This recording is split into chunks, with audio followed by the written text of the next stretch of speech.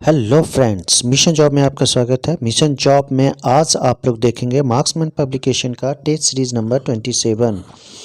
26 already publish हो चुके हैं यूट्यूब चैनल पे। इसका प्लेलिस्ट आपके डिस्क्रिप्शंस में होंगे, आप वहां से देख सकते हैं, या फिर टेलीग्राम पे चले जाएं। हर वीडियो वहां पे जाएंगे, अपलोड होंगे और वहाँ पे आपको पीडीएफ मिलेंगे। और हाँ दोस्तों, पीडीएफ सबसे पहले आप बना लें। बनाने के बाद आंसर देखने के मकसद से ही वीडियो देखें। हम पहले वीडियो देखने के लिए फोर्स नहीं कर रहे हैं, बस कहने का मतलब ये हुआ कि पीडीएफ हम शुरू में ही अपलोड कर देते हैं। आप पहले उसे डाउनलोड कर बना लें पूरे सेट को, उसके बाद आंसर मिलान के लिए आप वीडियो देखें और डिस्क्रिप्शन भी देखते चले जाएं। ठीक है दोस्तों, आगे चलें। आज का पहला प्रश्न है, विश्व की सबसे लंबी नदी। तो विश्व की सबसे लंबी नदी आप जानते होंगे कौन सा है? नील नदी विश्व की सबसे लंबी नदी है, जबकि अमेजन चौड़ी नदी के रूप में जाना जाता है और भारत की सबसे लंबी नदी के रूप में गंगा को जाना जाता है। दूसरा नंबर सवाल कहता है, संसार का सबसे बड़ा रेगिस्तान। तो संसार का सबसे बड़ा रेगिस्तान सहारा रेगिस्तान है। ठीक है, और यह अफ्रीका में स्थित है, ये भी याद रखना है। देखिए यहाँ गोबी दिया हुआ है, गोबी कहाँ है? यह मंगोलिया और चीन में पड़ता है। ठीक है, और कालाहारी, कालाहारी की अगर आप बात करें तो कालाहारी रेगिस्तान जो है वो बोत्सवाना में पड़ता है और थार रेगिस्तान भारत में पड़ता है। तो चारों को आप इस तरह से आप जाना। अब यहाँ देखें तीसरा नंबर सवाल कहता है, नेपाल की राजधानी कहाँ है? बहुत आसान है, नेपाल की राजधानी काठमांडू है। ठीक है, उसके बाद चौथा कहता है, कौन सा स्थान थंडर ड्रैगन की भूमि के नाम से विख्यात है? तो थंडर ड्रैगन की जो भूमि है वो भूटान को जाना जाता है। The land of thunder dragons इसको बोला जाता है। ट्रक्यू भी इसको बोला जाता है, जिसका नाम मतलब होता है ड्रैगन का देश। ठीक है, ड्रक्यूल भी अपने घरों को बोलते हैं ये लोग। और आगे देखेंगे पाँचवा नंबर सवाल। पाँचवा कहता है, विश्व का एकमात्र हिंदू राष्ट्र। बहुत आसान है, हिंदू राष्ट्र नेपाल है। छठा कहता है, राष्ट्रीय वानस्पतिक शोध संस्थान कहाँ स्थित है?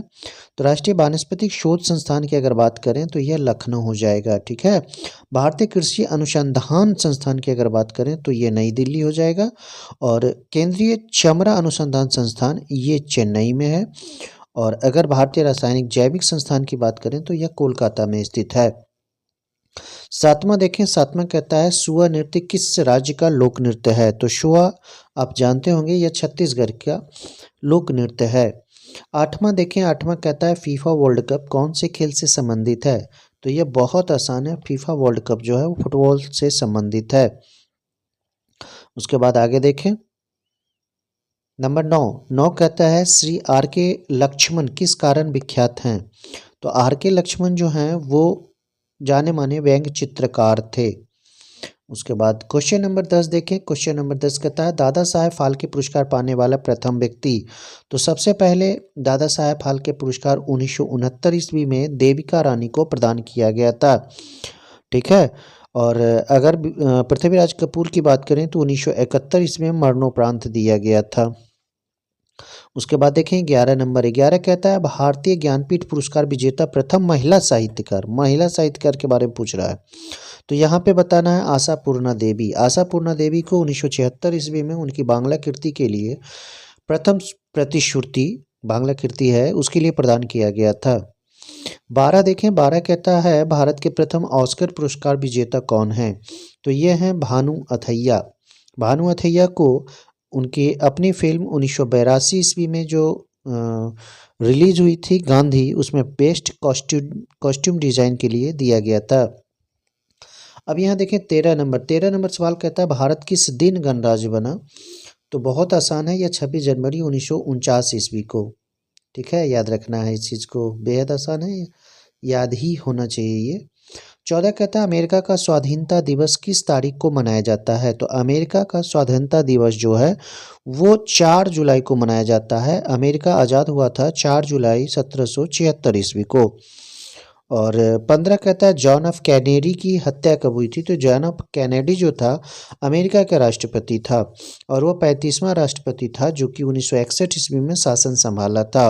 और उसकी मृत्यु 1963 ईस्वी में की गई थी, जो कि ऑप्शंस में नहीं है। आप लगभग 1962 इसका आंसर दिया जा सकता है, लेकिन ओरिजिनल आंसर इसका 1963 ईस्वी में है। 16 कहता है किसका जन्मदिन भारत में शिक्षक दिवस के रूप में मनाया जाता है। बहुत आसान है, ये डॉक्टर एस राधाकृष्णन है, जिनका जन्म तिथि 5 सितंबर है और उन्हीं के याद में 5 सितंबर को शिक्षक दिवस के रूप में मनाया जाता है, क्योंकि वो एक शिक्षक के रूप में अपने कैरियर की शुरुआत किए थे और वह पहुँचे थे भारत के राष्ट्रपति तक, यानी कि डॉक्टर सर्वपल्ली राधाकृष्णन, जो कि भारत के पहले उपराष्ट्रपति रहे थे। 2 कार्यकाल इन्होंने पूरा किया था और उसके बाद डॉक्टर राजेंद्र प्रसाद के बाद ये भारत के दूसरे राष्ट्रपति बने थे। उसके बाद 17 नंबर देखेंगे। 17 कहता है मालगुडी डेज किसकी रचना है। तो यह रचना R.K. नारायण के द्वारा लिखी गई है, रचित है ये। और कुली है, अनटचेबल है, द बिग हार्ट है, ये मुल्क राज आनंद के द्वारा लिखी पुस्तक है। 18 कहता है सैटेनिक वर्सेस का लेखक कौन है। तो इसका सही जवाब अगर आप देखें तो सलमान रुश्दी हैं। 19 नंबर कहता है दिल्ली के बहाई मंदिर का रूप कैसा है। तो यह है कमल जैसा बना हुआ। 20वां कहता है वीर अर्जुन क्या है। तो वीर अर्जुन एक समाचार पत्र है जो कि दिल्ली से प्रकाशित होता है। 21वां देखें। 21वां कहता है प्याज में खाद्य पदार्थ किस रूप में संचयित होता है। तो प्याज में जो खाद्य पदार्थ होता है वो सेलुलोज के रूप में संचयित होता है। अब बताना है आलू क्या है। तो आलू के बारे में आप जानते होंगे, यह तना का रूपांतरित रूप होता है या डंठल होता है। 23 कहता है काली मिर्च का पौधा क्या है। काली मिर्च का पौधा किस चीज़ में आता है। तो यह बेल या फिर इसको लता कह सकते हैं और इसके फलों से प्राप्त किया जाता है। 24 कहते हैं लौंग किससे प्राप्त होता है। तो यह फूल की कली से प्राप्त किया जाता है लौंग को। 25 देखें सॉलिड वेस्ट निम्नलिखित में से अन्य किस नाम से जाना जाता है। तो सॉलिड वेस्ट जो होता है वो टॉक्सिक वेस्ट के नाम से जाना जाता है। टॉक्सिक वेस्ट पे जैव प्रबलीकरण से क्या तात्पर्य है। तो इसका सही जवाब आप देखें फसलों की पौष्टिकता के संवर्धन की उत्पादन पद्धति। 27 कहता है जीवाश्म फॉसिल्स के अध्ययन को क्या कहते हैं। तो जीवाश्म विज्ञान के नाम से जाना जाता है। उसके बाद 28 देखें जर आवरण किससे प्राप्त होता है। तो जर आवरण जो प्राप्त होता है वो कैलेप्टोजेन के द्वारा प्राप्त किया जाता है। 30 नंबर सवाल कहता है स्पर्जिलस के लैंगिक जनन अंग कौन से हैं। तो इसका सही जवाब देखें पुंधानी और एस्कोधानी। पुंधानी और एस्कोधानी। 30वां नंबर सवाल है कृषि शास्त्र में किसको उन्नत किया जाता है। तो उन्नत पौधा और पशु दोनों को किया जाता है। ठीक है, यहाँ पे ये ध्यान देना है। अब 31 नंबर देखें। 31 कहता है वर्षा वन में किसी पेड़ के छत्र के नीचे जो वनस्पति उगती है उसे क्या कहते हैं। तो उसे अंडर स्टोरी के नाम से जाना जाता है। ठीक है, अब यहाँ 32 नंबर देखें। 32 कहता है जल उपचार संयंत्र में क्लोरामीन के प्रयोग से क्या सुनिश्चित किया जाता है। तो यह सुनिश्चित किया जाता है विसंक्रमण को। ठीक है, यानी कि संक्रमण मुक्त करने के लिए जल संयंत्र किया जाता है और उस क्लोरामीन का प्रयोग किया जाता है। 33 कहता है प्रतिजीव जो है पेनिसिलिन किससे प्राप्त किया जाता है। तो यह कवक से प्राप्त किया जाता है। याद रखें पेनिसिलियम नामक कवक से इसे प्राप्त किया जाता है। 34 कहता है सिम्बायोटिक कीटाणु जो कि वातावरणीय नाइट्रोजन के स्थिरीकरण के लिए उत्तरदायी है किस में पाया जाता है। तो यह पाया जाता है मटर में। अब देखें 35 नंबर। 35 कहता है भिन्न भिन्न प्राथमिकताओं के चलने के कारण ट्रैफिक को संभालने के लिए कौन सी शेड्यूलिंग सर्विस का प्रयोग किया जाता है। तो यह हो जाएगा QoS ट्रैफिक शेड्यूलिंग। 36 कहता है निम्नलिखित में से किससे पौधों में खाद्य पदार्थ और अन्य तत्वों का वहन होता है। तो यह फ्लोएम होता है। फ्लोएम से ही खाद्य पदार्थों और अन्य तत्वों का वहन होता है, जबकि जल का वहन जो होता है वहन वो जाइलम के द्वारा किया जाता है। अब यहाँ देखें 37 नंबर। 37 का प्रश्न कहता है पेड़ों की कतारों के बीच में फसलें उगाने को क्या कहते हैं। तो यह प्रणाली कहलाता है तोंगिया प्रणाली। तोंगिया प्रणाली कहलाता है यह। अब 38 देखें। 38 कहता है रेशम के कीड़े किन पर पलते हैं। तो यह पलते हैं मलबरी या फिर शहतूत के पेड़ पर, पत्तों पर। 39 कहता है इनमें से कौन स्वयं को डुप्लीकेट करने के लिए स्पॉन मैकेनिज्म अपनाता है।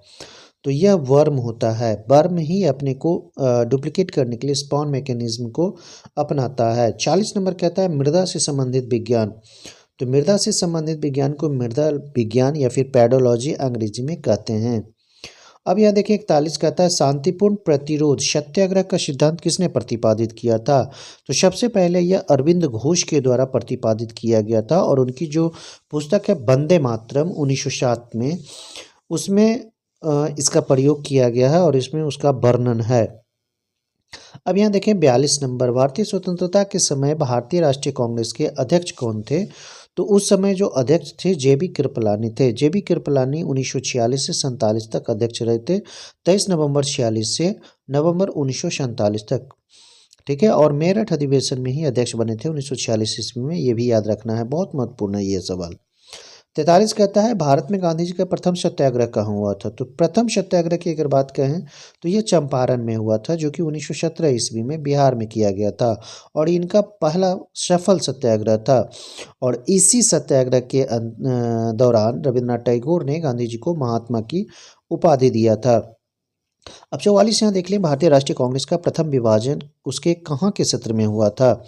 तो पहला विभाजन जो हुआ था 1907 में सूरत अधिवेशन में किया गया था, जिसमें कांग्रेस जो था वो नरमपंथी और गरमपंथी दो दलों में टूट गया था। ठीक है, उसके बाद आगे देखें 45 नंबर, 45 कहता है स्वदेशी आंदोलन का संबंध। तो यह 1905 में बंगाल विभाजन में जो हुआ था उसी से संबंधित यह है और यह लॉर्ड कॉर्जन के समय किया गया था। मुख्य उद्देश्य क्या था, एकता को तोड़ना, भारतीय एकता को तोड़ना। 46 वर्ष 1946 के कैबिनेट मिशन का नेतृत्व किसके द्वारा किया गया था। तो कैबिनेट का जो मिशन था उसमें कौन कौन सदस्य थे, एक स्टेफोर्ड क्रिप्स थे, अलेक्जेंडर थे और लॉर्ड पैथिक लॉरेंस थे, जिनमें अध्यक्षता जो किया गया था लॉर्ड पैथिक लॉरेंस के द्वारा किया गया था। 47 कहता है गांधी जी के सत्याग्रह का निम्न में से किन्हीं दो से जुड़ाव है। तो बहुत आसान है, यह सच्चाई और अहिंसा से संबंधित है यह। उसके बाद आगे देखें 48 नंबर, 48 कहता है 48 भारतीय राष्ट्रीय कांग्रेस की पहली महिला अध्यक्ष कौन थी। तो सबसे पहली महिला अध्यक्ष अगर मुस्लिम अध्यक्ष की बात करें तो बदरुद्दीन तैयब जी। अगर सबसे पहले कांग्रेस के अंग्रेज अध्यक्ष की बात करें तो जॉर्ज यूले थे और पहली महिला प्रधानमंत्री अध्यक्ष की बात करें तो वो एनी बेसेंट थी, जो कि 1917 ईस्वी में बनी थी। अगर भारतीय महिला पूछा जाए तो 1925 ईस्वी के कानपुर अधिवेशन की अध्यक्षता सरोजनी नायडू ने की थी। इसमें बहुत सारे प्रश्न समावेश किए गए, तो हर पॉइंट को आप देखते जाएं। उसके बाद देखें गांधी जी जब दक्षिण अफ्रीका में थे तो उनके द्वारा निम्नलिखित में क्या प्रकाशित किया गया था। तो यह इंडियन ओपिनियन था, एक पत्रिका था जिसका प्रकाशन उनके द्वारा किया गया था। 50 नंबर यहाँ पे देखें, 50वां सवाल कहता है भारतीय स्वतंत्रता संग्राम में करो या मरो का नारा किस आंदोलन से जुड़ा है। तो करो या मरो का जो आंदोलन नारा था यह भारत छोड़ो आंदोलन से जुड़ा हुआ है। 9 अगस्त 1942 ईस्वी को प्रारंभ हुआ था भारत छोड़ो आंदोलन और इसी अवसर पर करो या मरो का नारा या फिर अंग्रेज भारत छोड़ो का नारा गांधी जी ने दिया था। 51 देखें, 51 कहता है निम्नलिखित में से किसे गांधी जी अपना राजनीतिक गुरु मानते थे। तो राजनीतिक गुरु महात्मा गांधी गोपाल कृष्ण गोखले को मानते थे। 9 जनवरी 1915 ईस्वी को गांधी जी भारत लौटे थे और दक्षिण अफ्रीका से लौटने पर सबसे पहले वो गांधी जी गोखले के संपर्क में आए थे और उनका जो प्रभाव था उनसे प्रभावित होकर ही गांधी जी ने अपने को भारत की सक्रिय राजनीति में जोड़ा था। उसके बाद 52 देखें, 52 कहता है भारतीय राष्ट्रीय कांग्रेस का चुना गया प्रथम मुस्लिम अध्यक्ष। तो ये बदरुद्दीन तैयब जी थे, जिन्हें 1887 के मद्रास अधिवेशन में चुना गया था। इसकी चर्चा मैंने पहले भी कर चुका हूँ। 53 देखें, गांधी जी का सर्वोदय से क्या तात्पर्य है। तो सर्वोदय मतलब होता है नैतिक मूल्यों पर आधारित एक नए समाज का सृजन। 54 यहाँ पे देखें, 54 बहुत आसान है, कलमकारी चित्रकला का संबंध किससे है। तो दक्षिण भारत में हस्तचित्रित सूती वस्त्र सूती वस्त्र पर जो कलाकारी किया जाता है उसे कलमकारी चित्र कला कहा जाता है। याद रखना है इस चीज़ को। और यह खास करके आंध्र प्रदेश में की जाती है। आंध्र प्रदेश, कलमकारी चित्रकला का संबंध आंध्र प्रदेश से है। 55 कहता है खजुराहो के मंदिर किस वंश के राजाओं ने बनवाए थे? तो यह बनवाए थे चंदेल शासकों ने। चंदेल शासकों ने। पहला खलीफा कौन था ये बताना है। तो पहला खलीफा की अगर बात करें तो अबू बकर था, जो 632 से 634 तक शासन किया था। दूसरे खलीफे की अगर हम बात करें तो यह खलीफा हजरत उमर था, जो कि 634 से 644 तक शासन किया था। और तीसरा तो था हजरत उस्मान था, जो कि 644 से 656 तक था। चौथे खलीफा की बात अगर हम करें तो हजरत अली था, जो कि 656 से 661 तक शासन किया था। और यह सभी खलीफा जाने जाते हैं। अब उसके बाद हम लोग देखेंगे 57 नंबर। 57 कहता है राजा रवि वर्मा कहाँ के महान चित्रकार थे? तो राजा रवि वर्मा जो थे वो केरल के महान चित्रकार थे, जो कि 1848 को केरल में किलिमानूर में जन्मे थे। उसके बाद आगे देखेंगे 58 नंबर। मोपलाज कौन था?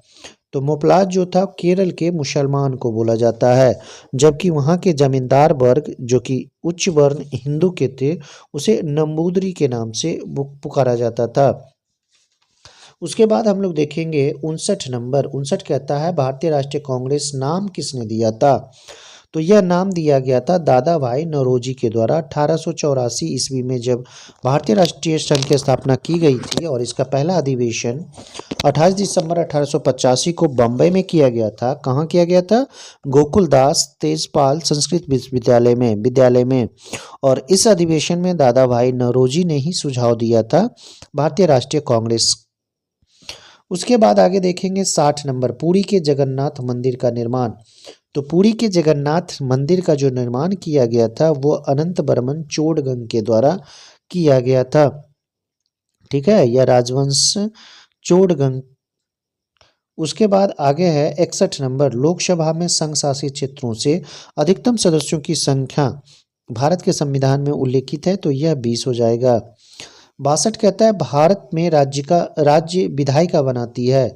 अगर विधान परिषद हो तो गवर्नर, विधानसभा और विधान परिषद। अगर विधान परिषद नहीं हो तो गवर्नर और विधानसभा। 63 नंबर देखें। राज्य का उच्चतम विधि अधिकारी निम्नलिखित में से कौन होता है? तो वो होता है एडवोकेट जनरल। एडवोकेट जनरल को ही राज्य का उच्चतम विधि अधिकारी माना जाता है। और यह संविधान के अनुच्छेद 165 में वर्णित है। 64 यहाँ पे देखें। 64 कहता है अनुच्छेद 330 में किसका वर्णन है? तो 64 का सही जवाब ए हो जाएगा। लोकसभा में अनुसूचित जाति और जनजाति के लिए आरक्षित स्थान, यह अनुच्छेद 330 में वर्णित है। 65 देखें। 65 कहता है किस वर्ष में सिक्किम भारत का 22वां राज्य बना था? तो यह साल था 1975 ईस्वी। 35वां संविधान संशोधन 1974 के द्वारा सिक्किम संयुक्त राज्य बना। 36वां संविधान संशोधन 1975 के तहत भारत का 22वां राज्य सिक्किम बना। 66 देखें। भारत में केंद्र शासित प्रदेश को छोड़कर कितने राज्य हैं? तो भारत में जो केंद्र शासित प्रदेश हैं वो 8 हैं और राज्यों की संख्या 28 है। 67 देखें। पंचायत स्तर पर राज्य सरकार का प्रतिनिधित्व। राज्य सरकार का प्रतिनिधित्व कौन करता है? तो ग्राम सेवक जो होते हैं वो राज्य सरकार का प्रतिनिधित्व करता है। 68 देखें। किस राज्य या फिर केंद्र शासित प्रदेश में पंजाबी एवं उर्दू को दूसरी राजभाषा का दर्जा दिया गया है? पहले हिंदी और दूसरी भाषा पंजाबी और उर्दू को दिया गया है, और यह दिया गया है दिल्ली में। अब आगे देखें 69। निम्न में से किस राज्य में द्विसदनात्मक विधायिका नहीं है? तो द्विसदनात्मक विधायिका की अगर हम बात करें तो अनुच्छेद 243 क से 9 तक में 69 द्विसदनात्मक विधायक के रूप में अगर हम कहें तो भारत में 5 राज्यों में यह है। कौन कौन राज्य है? वह उत्तर प्रदेश है, बिहार है, कर्नाटक है, महाराष्ट्र और तेलंगाना में द्विसदनात्मक विधायक है। ठीक है, पकड़ में आ गया। द्विसंगमात्मक विधायक यानी कि बिहार में है, कर्नाटक में है, महाराष्ट्र में है, लेकिन राजस्थान में नहीं है। 70 देखें, 70 कहता है भारतीय राज्य की पहली महिला मुख्यमंत्री। तो सबसे पहली मुख्यमंत्री सुचेता कृपलानी थी, जो कि उत्तर प्रदेश की महिला मुख्यमंत्री थी। और सरोजनी नायडू जो थी वो भारत की पहली महिला राज्यपाल थी, और यह भी उत्तर प्रदेश की थी, बनी थी। 71 कहा जाता है संघ शासित प्रदेश के दैनिक प्रशासन की देखरेख निम्नलिखित के द्वारा की जाती है। तो यह किया जाता है उपराज्यपाल के द्वारा। अब 72 देखें, कहता है निम्नलिखित में से कौन सा संघ शासित प्रदेश नहीं है। तो संघ शासित प्रदेश की बात करें तो मिजोरम एक राज्य है, बाकी के संघ शासित प्रदेश है। 73 देखें, संविधान के किस अनुच्छेद में यह कहा गया है कि प्रत्येक राज्य प्राथमिक स्तर पर मातृभाषा में शिक्षा प्रदान किए जाने के लिए पर्याप्त सुविधाएं उपलब्ध कराएगा। तो 73 का सही जवाब सी हो जाएगा, अनुच्छेद 350 का ए। 74 देखें, भारतीय संविधान यह प्रावधान करता है कि विधानसभा में 60 से कम सदस्य नहीं हो सकते हैं, लेकिन किस राज्य की विधानसभा इसका अपवाद है। तो यह है सिक्किम। सिक्किम में राज्य की विधानसभा 32 है, और अनुच्छेद 371 कहता है कि मिनिमम 60 सदस्य होने चाहिए। जैसे त्रिपुरा, मेघालय, मणिपुर में 60 सदस्य है, और सिक्किम एकमात्र राज्य है जिसमें 32 सदस्य है। 75 देखें, किस राज्य में विधानसभा के सदस्यों की संख्या सर्वाधिक है। तो यह उत्तर प्रदेश है, जहां सदस्य संख्या 403 है, और एक अगर एंग्लो इंडियन को जोड़ लें तो ये 404 पर पहुंच जाता है यह संख्या। 76 कहता है किसमें विधानसभा नहीं है। देखिए बहुत आसान है, गोवा में है, पुदुचेरी में है, दिल्ली में है, लेकिन लक्षद्वीप में विधानसभा नहीं है। 77 भारतीय राज्यों में राज्यपाल की नियुक्ति कौन करता है। तो यह किया जाता है राष्ट्रपति के द्वारा। 78 कहता है किसी राज्य में राज्यपाल की नियुक्ति की न्यूनतम आयु क्या होगी। तो राज्यपाल की न्यूनतम जो आयु होगी वो कम से कम 35 वर्ष हो। 79 कहता है राज्यपाल को शपथ ग्रहण कौन करवाता है। तो यह करवाता है उच्च न्यायालय का मुख्य न्यायाधीश। 80 कहता है राज्यपाल राज्य में किसका प्रतिनिधि होता है। तो यह होता है राष्ट्रपति का प्रतिनिधि होता है। किस उद्योग द्वारा बॉक्साइट कच्चे माल के तौर पर इस्तेमाल किया जाता है। तो यह उद्योग है एल्युमिनियम उद्योग। 82 कहा जाता है भारत में निम्न में से किस देश के साथ चाबहार बंदरगाह बनाया है। तो यह है ईरान देश। 83 कहता है राष्ट्रीय राजमार्गों के विकास के लिए स्वर्णिम चतुर्भुज परियोजना किसके द्वारा शुरू की गई है। तो यह की गई है अटल बिहारी वाजपेयी के द्वारा। अब आगे देखें 84, निम्नलिखित विकल्पों में से भारत का सबसे व्यस्त अंतर्राष्ट्रीय बंदरगाह कौन सा है। तो यह बंदरगाह है मुंबई बंदरगाह सबसे व्यस्त है, और देश का सबसे बड़ा पतन भी है। देश का सबसे बड़ा पतन मुंबई ही है। निम्नलिखित में से किस राज्य में ग्रीन रेल कॉरिडोर शुरू किया गया है, ये बताना है। तो कौन सा है, ये तमिलनाडु राज्य है जहां ग्रीन रेल कॉरिडोर की शुरुआत की गई है। निम्नलिखित में कौन सा शहर स्वर्ण चतुर्भुज मार्ग नेटवर्क में स्थित नहीं है।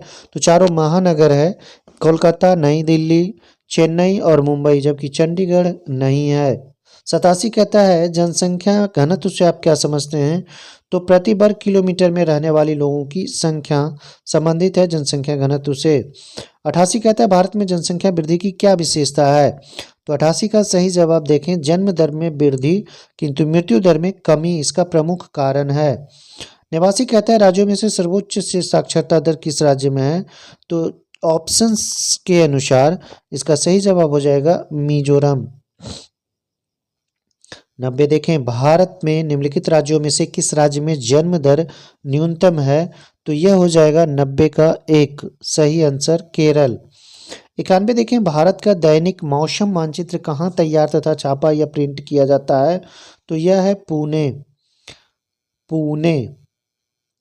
भारत का दैनिक मौसम मानचित्र पुणे में स्थित है। यह पृथ्वी विज्ञान मंत्रालय के अंतर्गत आता है। निम्नलिखित में से कौन सी हवाएं भूमध्य सागर से भारत के उत्तर पश्चिमी भाग की ओर चलती है। तो यह हो जाएगा पश्चिमी विक्षोभ। 93 भारत में किस शहर को महलों का शहर कहा जाता है। तो यह कोलकाता है। 94 कहता है भारत का उच्चकरण किस लिए प्रसिद्ध है। तो 94 का सही जवाब ज्वारीय मिट्टी के मैदान यहाँ पाए जाते हैं। 95 है किस ग्रह के सर्वाधिक उपग्रह हैं। तो यह शनि है। शनि का आकाश गंगा में या कह सकते हैं सौर मंडल में अधिक उपग्रह है। उसके बाद आगे देखेंगे 96 नंबर। 96 कहता है प्रकाश को सूर्य से पृथ्वी तक आने में कितना समय लगता है। तो इसका सही जवाब हो जाएगा मोटा मोटी 8 मिनट। 97 कहता है कील नहर इन्हें जोड़ती है। तो कील नहर किसे किसे जोड़ती है ये देखना है। तो यह उत्तरी सागर को बाल्टिक सागर से जोड़ता है। कील नहर उत्तरी सागर को बाल्टिक सागर से जोड़ता है। 98 कहता है भारत में हंगुल कहाँ पाया जाता है। तो यह दाचीग्राम अभयारण्य जम्मू कश्मीर में पाया जाता है। 99 कहाँ पर दिन रात हमेशा बराबर होते हैं। तो दिन रात अगर हमेशा बराबर की बात हो तो यह भूमध्य रेखा पर होता। अंतिम लंबे रेशे की रुई सबसे ज़्यादा कहाँ पैदा होती है। तो यह पाया जाता है यूएसए में। कपास कटिबंधीय पौधा होता है और यह संयुक्त राज्य अमेरिका में पाया जाता है। दोस्तों वीडियो कैसा लगा लाइक और कमेंट जरूर करें। दोस्तों के बीच शेयर करना ना भूलें। धन्यवाद।